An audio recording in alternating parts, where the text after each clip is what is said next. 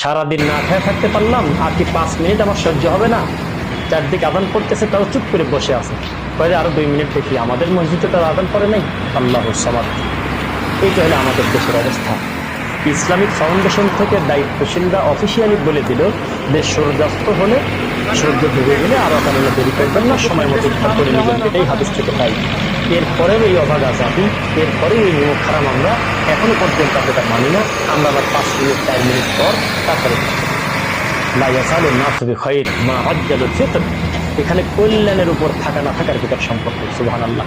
রাসূল সাল্লাল্লাহু আলাইহি ওয়াসাল্লাম বলেছেন, আমার উম্মত ততদিন পর্যন্ত কল্যাণের উপর থাকবে যতদিন তাড়াহুড়া করে তারা ইফতার করবে।